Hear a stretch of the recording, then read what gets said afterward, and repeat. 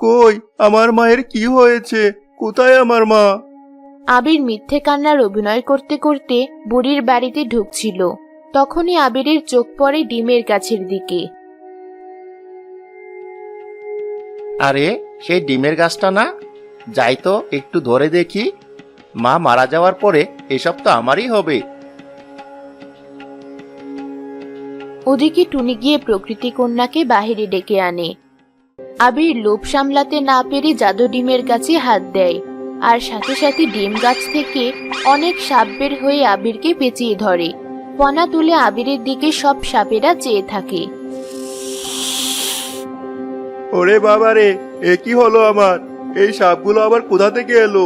মা, ও মা, বাঁচাও আমাকে, মা। লোভী আবির, শুনে রাখো, এই সাপগুলো হচ্ছে তোমার পাপ, তোমার লোভ লালসাই সাপ হয়ে তোমাকে এখন দংশন করবে। যে মা তোমাকে 10 মাস গর্ভে ধারণ করেছে, নিজে না খেয়ে তোমাকে খাইয়ে মানুষ করেছে, তোমার জন্য দিনের পর দিন ধরে কষ্ট করেছে, সেই মাকে তুমি কষ্ট দিয়েছো, সেই মায়ের প্রতি তুমি অবহেলা করেছো, তাই শাস্তি তোমাকে পেতেই হবে। প্রকৃতি কন্যা, দয়া করে আমাকে মাফ করে দিন, আমার ভুল হয়ে গেছে। তোমার কোনো মাফ নেই, শাস্তি তোমাকে পেতেই হবে। সাপেরা, ওকে দংশন করো। না, মা, বাঁচাও। আবিরের চিৎকারে বুড়ির জ্ঞান ফিরে আসে। আমার ছেলে, এটা আমার ছেলের চিৎকার না? আমার ছেলের কি হলো? বুড়ি অসুস্থ অবস্থায় বাহিরে বেরিয়ে আসে, আর আবিরকে বিপজ্জনক অবস্থায় দেখে ঘাবড়ে যায়।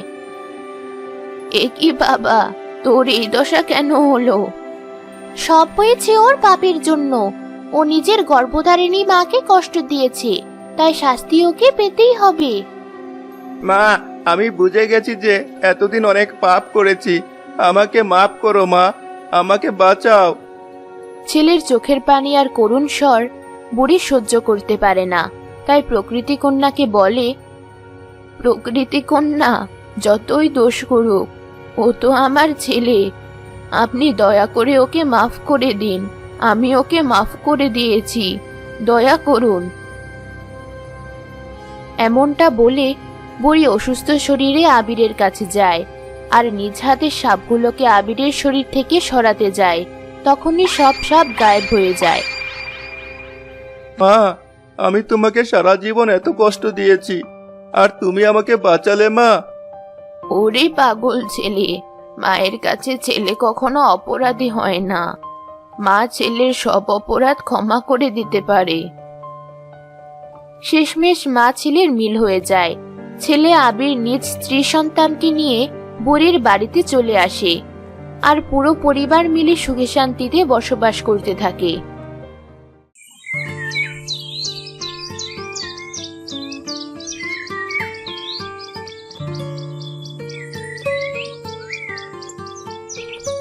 প্রকৃতি কন্যা, কি হয়েছে আপনার? আপনার মন এত খারাপ কেন? টুনি, আমার যে তোদের ছেড়ে, এই বিশাল জঙ্গল ছেড়ে, সবকিছু ছেড়ে যাওয়ার সময় হয়ে এসেছে। এ আপনি কি বলছেন প্রকৃতি কন্যা? কেন আপনাকে যেতে হবে?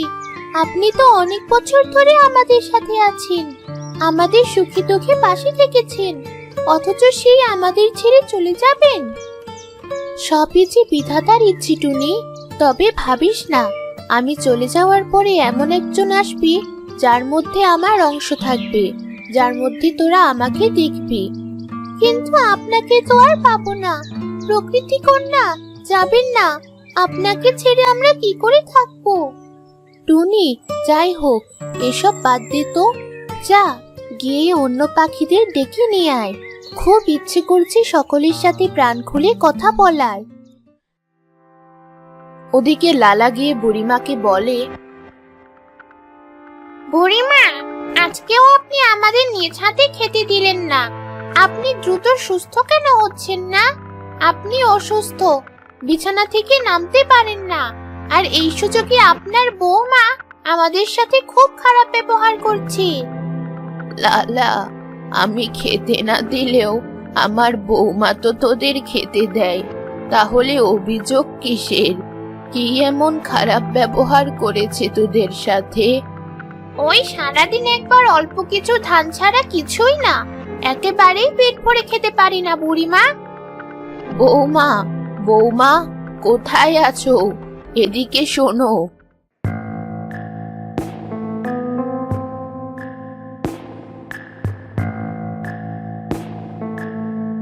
কি হয়েছে মা? আমাকে ডেকেছিলেন? শুনলাম লালা ভোলাকে ঠিক করে খেতে দাও না, এটা কেন করছো বৌমা? দেখুন মা, আমি এমনি নিজের ছোট মেয়ে আর স্বামীর দেখাশোনা করে সময় পাই না, তার উপর আপনি তো আছেনই। এরপর যদি লালা ভোলার সেবা যত্নেও আমার করতে হয়, তাহলে তো নিজের জন্য তো আমার কোনো সময়ই থাকবে না, তাই না? বৌমা, এভাবে কেন কথা বলছো? ভুলে যেও না, তুমি আমার বাড়িতে আছো। আমার বাড়ি আর আমার জাদুর ডিম গাছের জন্যই তুমি এত দামি শাড়ি, দামি গয়না পরতে পারছো। যাও, এখন লালা ভোলাকে গিয়ে পেট ভরে খেতে দাও। বুড়িমার বকা শুনে বুড়িমার বৌমা খুব রেগে যায়, কিন্তু তখন কিছুই করার ছিল না। তাই বুড়িমার বৌমা লালা ভোলাকে বেশি করে খেতে দেয়, আর মনে মনে ভাবে, এই দুই মুরগির কারণে আজ আমাকে অনেক বকা খেতে হয়েছে। এই দুই মুরগিকে যদি আমি জবাই না করি, তো আমার নামও শকুন্তলা নয়। বুড়িমার বৌমা এমনটা পরিকল্পনা করতে থাকে, কিভাবে বুড়িমার দুই মুরগির উপরে প্রতিশোধ নিতে পারে। শুনেছিলাম পাশের বাড়ির তৃষ্ণা একবার এই দুই মুরগিকে ধরে নিয়ে গিয়েছিল, আর এই দুই মুরগি তৃষ্ণাকে অনেক অপমান করেছে।